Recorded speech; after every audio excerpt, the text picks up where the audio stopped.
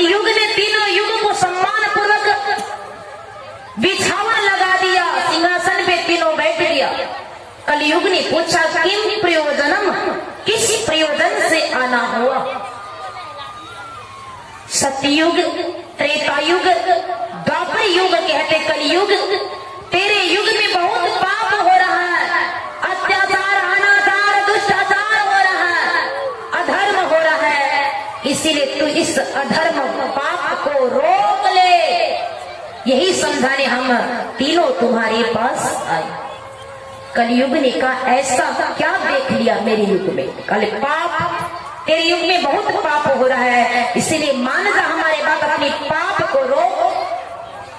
कलयुग कहते हो मेरे युग में जो पाप हो रहा है वे आप तीनों को दिखाई दिया और मुझे समझाने मेरे पास आ गए।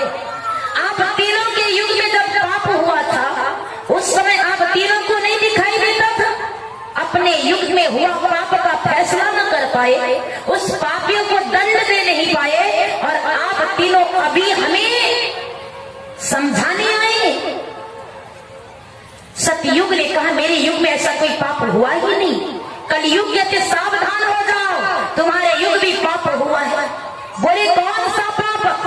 बोले राजा हरिश्चंद्र ने गुरु सेवा में अपना राजपाट गुरु चरणों में समर्पित कर दिया। आप बीबी के राजा रानी को भी बेच दिया रोहित कुमार। जब गुरु सेवा मिली, गुरु सेवा के लिए सब कुछ दे दिया, पर ऐसे दानी राजाओं को स्वर्ग देने के वजह तूने शमशान घाट में मुर्दा जलाने का काम सौंप दिया।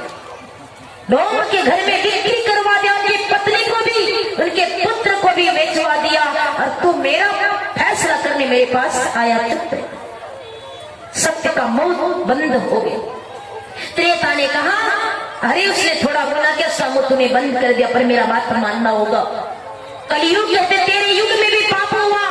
बोले कौन सा पाप? बोले पाप नहीं हुआ, छोटे भाई का पत्नी और उनका राज्य बड़े भाई ने छीन लिया, और तू देखता रह ऐसे दुष्ट को तूने दंड भी दे नहीं पाया, और ऐसे दुष्ट को दंड देने के लिए श्री राम जी आए और उस दुष्ट का संहार किया। इनका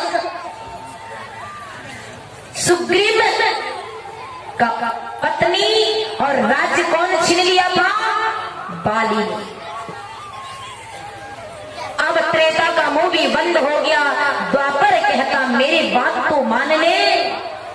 बोले तू तो और मुंह बंद कर, तेरे युग में सबसे ज्यादा पाप हुआ है। बोले कब? बोले कब तू जानना चाहता है? सुन, अरे एक नारी को तूने 5 पति के हाथ में बिक्री करवा दी। कौन पति, कौन भसूर, कौन देवर, तूने पता ही चलने नहीं दिया, और तू मुझे धर्म की बात बढ़ाने आया है। तीनों का मुंह बंद हो गया। कलयुग कहता सुनो, मेरे युग में जो धर्म करता है उसे धर्मात्मा बना देता हूं, उसे साधु बना देता हूं। जो मेरे युग में पाप करता है, चाहे बाबू हो चाहे बाबा हो, जेल के पीछे हवा खिला देता हूं। खाता है ना, बाबू ही नहीं बाबा लोग भी हवा खा रहे हैं पूरे कर्मों के वजह, क्योंकि यह कलयुग में उसका फल तत्काल मिलता है। हमारे संत महापुरुष कहते हैं यदि आप संसारिक दुखों से छुट्टी पाना चाहते हो और कर्मों की बंधन को काट डालना चाहते हो, तो सदगुरु की सदयुक्ति को सीख कर ध्यान अभ्यास करो। सदगुरु की सदयुक्ति को सीख कर ध्यान अभ्यास करो। जब ध्यान अभ्यास करोगे तो क्या होगा? आपके अंदर की अंधकार जल के राख हो जाएगी, प्रकाश पुंज का उदय होगा, और कर्म बंधनों से आप हमेशा हमेशा के लिए छूट जाओ। पर हम आप ऐसा करना नहीं चाहते।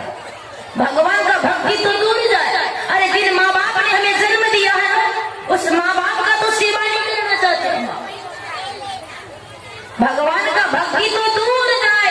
जिन माँ बाप ने हमें यह शरीर प्रदान किया, परमात्मा ने तो मानव तन दे के भेजा, पर इस शरीर को भरण पोषण करके, पालन पोषण करके करके, दुख कष्ट मेहनत करके, हाथ गोड़ सीधा बनाकर दुनिया में घूमने के लायक हमारे माता पिता ने हमें कर दिया।